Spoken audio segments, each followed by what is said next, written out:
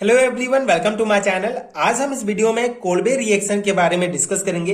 इसे Kolbe Smith reaction भी कहा जाता है।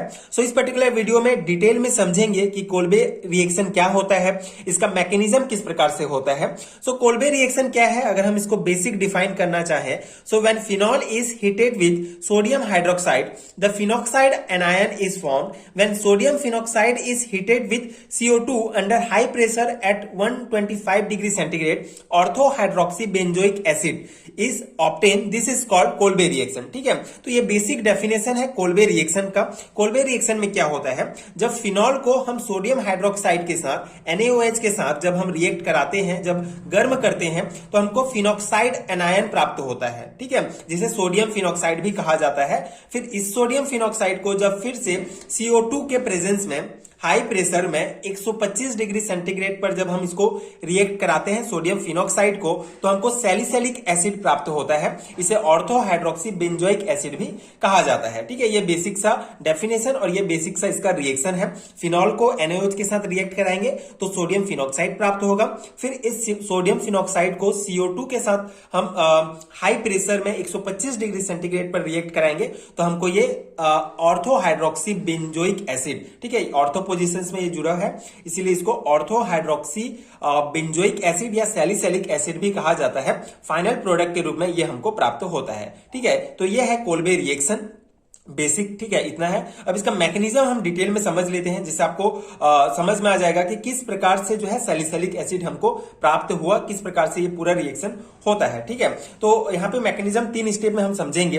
तो यहाँ पे ये हमारा सोडियम फिनॉक्साइड है। ठीक है, यहाँ पे बेसिकली पहला जो प्रोसेस है ये सिंपल सा हो रहा है। फिनॉल के साथ जब NaOH को हम रिएक्ट कराते हैं तो फिनॉल में जो OH ग्रुप है, बेसिकली बेंजीन रिंग में अगर OH ग्रुप जुड़ जाता है तो उसे फिनॉल कहा जाता है, फिनॉल का स्ट्रक्चर बन जाता है। तो इसमें जो OH है, इसमें O में नेगेटिव चार्ज एंड H में पॉजिटिव चार्ज होता है। और यहाँ पे जो हमारा सोडियम हाइड्रोक्साइड है NaOH, इसमें Na में प्लस एंड OH में माइनस चार्ज होता है।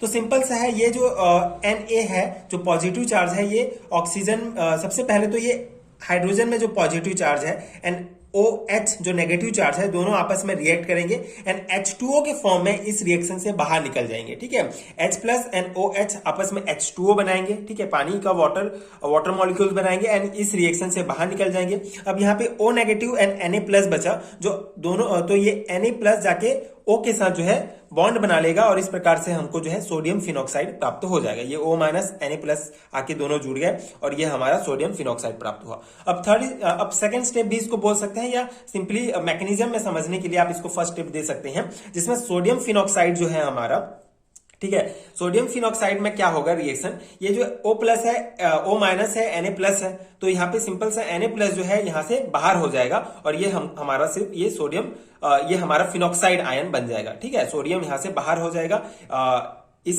सोडियम फिनॉक्साइड से, जिससे हमको सिर्फ ये फिनॉक्साइड आयन बचेगा। अब ये जो फिनॉक्साइड आयन है, फिर हम यहाँ पे इसमें CO2 के साथ रिएक्ट करा रहे हैं, तो यहाँ पे हम CO2 के साथ रिएक्ट कराएंगे इस फिनॉक्साइड को। ठीक है, इस फिनॉक्साइड को। तो यहाँ पे जो CO2 है एज ए इलेक्ट्रोफाइल वर्क करता है, क्योंकि यहाँ पे ये जो इसको CO2 को C++O C++O के रूप में भी हम लिख सकते हैं। तो यहाँ पे जो एक बॉन्ड है ये ऑक्सीजन की तरफ आ जाएगा। ठीक है, जिससे इसमें नेगेटिव चार्ज और इसमें पॉजिटिव चार्ज आ जाएगा, मतलब ये एज ए इलेक्ट्रोफाइल वर्क करेगा। फिर ये जो CO2 है ऑर्थो पोजिशंस में जाके जुड़ जाएगा। थर्ड स्टेप में देख सकते हैं, यहाँ पे ऑर्थो पोजिशंस में आके यहाँ पे जुड़ेगा ये CO2। तो यहाँ पे क्या होगा, इस पॉइंट में समझ लीजिए, यहाँ पे रिजोनेंस स्ट्रक्चर ये शो करेगा। बेसिकली ऑक्सीजन के पास एक्स्ट्रा इलेक्ट्रॉन है, O नेगेटिव है, तो ये अपना इलेक्ट्रॉन इस कार्बन को जो है इस तरफ जो है भेजेगा। ठीक है, फिर ये कार्बन इस कार्बन में भेज देगा, फिर ये यहाँ पे भेजेगा। रिजोनेंस स्ट्रक्चर जब हमने डिस्कस किया था तो वहां पे देखे थे हमने कि ये जो इलेक्ट्रॉन है, बेसिकली ये जो इलेक्ट्रॉन है कि कोई भी कार्बन अपने पास नहीं रखता, आगे आगे भेज देते हैं। फिर एक ऐसा पॉइंट आता है जहां पे ऑक्सीजन में अगेन फिर ये मतलब ये जो इलेक्ट्रॉन है फिर वहीं पहुंच जाता है। तो यहाँ पे सिंपल सा इसमें क्या हो रहा है कि ये oxygen negative charge extra electron है, इसीलिए ये जो है इसको इस कार्बन को जो है दे रहा है, फिर ये कार्बन यहाँ पे शिफ्ट कर रहा है। ठीक है, अब यहाँ पे CO2 जब हम इसमें रिएक्ट कराते हैं, CO2 को जब इसमें डालेंगे तो ये CO2 ऑर्थो पोजिशंस में आके जुड़ जाएगा, क्योंकि ये कार्बन यहाँ पे पहुंचा है। अभी यहाँ पे इस कार्बन में जो है यहाँ पे इस कार्बन में जो है इस कार्बन में नेगेटिव चार्ज आ जाएगा, क्योंकि ये जो नेगेटिव चार्ज है, ये जो इलेक्ट्रॉन है ये यहाँ पे पहुंच गया है, तो इसमें ज्यादा हो गया है इलेक्ट्रॉन की एक्स्ट्रा, मतलब इलेक्ट्रॉन एक्स्ट्रा हो गया है, जिसके कारण इस यहाँ पे CH है, तो इस कार्बन में जो है नेगेटिव चार्ज आ गया है, तो जिसके, और यहाँ पे CO2 में जो है पॉजिटिव चार्ज है कार्बन में, तो ये कार्बन इस नेगेटिव चार्ज से आकर इस कार्बन से आकर जुड़ जाएगा, तो ऑर्थो पोजिशंस में ये CO2 आके यहाँ पे जुड़ेगा, और यहाँ पे एक H भी प्रेजेंट है, आपको पता है, ठीक है। ये बेंजीन रिंग में CH, हर कोने में CH प्रेजेंट होते हैं, तो कार्बन से CO2 आके जुड़ गया और एक H प्रेजेंट है, तो ये H क्या करेगा, ये बॉन्ड टूटेगा, ठीक है, ये बॉन्ड टूटेगा, जिसके कारण यहाँ पे फिर से डबल बॉन्ड आ जाएगा, मतलब ये इलेक्ट्रॉन फिर इधर शिफ्ट होके फिर ऑक्सीजन में फाइनली पहुंच जाएगा और यहाँ पे डबल बॉन्ड आ जाएगा, ठीक है।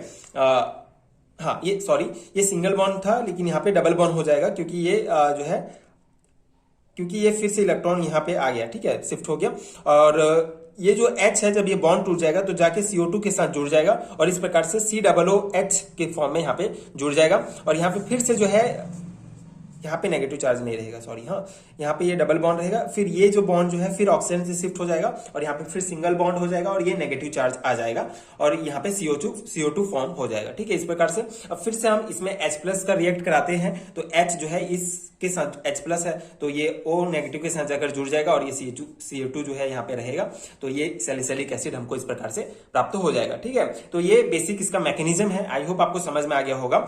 सिंपल सा एक बार मैं आपको और समझा देता हूं इन अ वेरी शॉर्ट वे, कि ये सिंपल सा हमको सोडियम फिनॉक्साइड है, तो सोडियम फिनॉक्साइड से सोडियम बाहर हो जाएगा, जिससे हमको ये फिनॉक्साइड आयन बच जाएगा। अब इसमें CO2 का रिएक्ट कराते हैं, CO2 एज ए इलेक्ट्रोफाइल होगा, क्योंकि यहाँ पे पॉजिटिव चार्ज है, क्योंकि यहाँ पे ये जो डबल बॉन्ड है ये इधर शिफ्ट हो जाएगा, यहाँ पे नेगेटिव आ जाएगा, तो यहाँ पे पॉजिटिव चार्ज आ जाएगा, मतलब एज ए इलेक्ट्रोफाइल ये वर्क करेगा।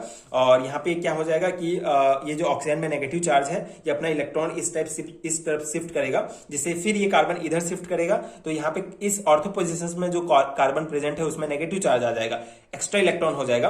फिर यहां से आके ये जो कार्बन एज ए इलेक्ट्रोफाइल है, ये आके CO2 जो है इस कार्बन से जुड़ जाएगा, ठीक है। और यहाँ पे जो है ऑलरेडी H प्रेजेंट है, तो ये H का बॉन्ड टूटेगा, तो ये जो इलेक्ट्रॉन, जो एक्स्ट्रा इलेक्ट्रॉन है, ये एक्स्ट्रा इलेक्ट्रॉन इधर शिफ्ट कर देगा, ठीक है, तो यहाँ पे डबल बॉन्ड आ जाएगा, और ये जो H है ये जाके CO2 के साथ जुड़ जाएगा, COOH बना लेगा, ठीक है। उसके बाद फिर यहाँ पे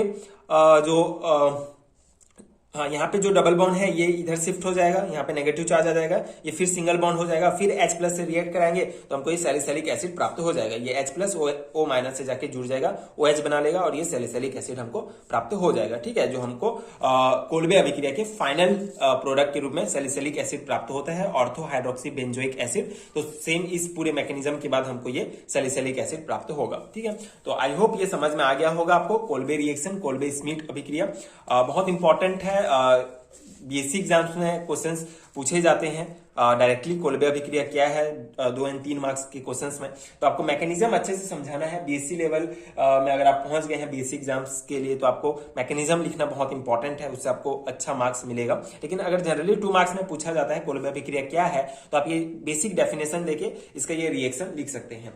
एंड अगर आपको इसका नोट्स चाहिए, हैंडरिटन नोट्स अगर आपको चाहिए आपके एग्जाम प्रिपरेशन के लिए, तो ये टॉपिक जो है आपको alcohol and phenol chapter BSc second year के ऑर्गेनिक केमिस्ट्री में मिलेगा।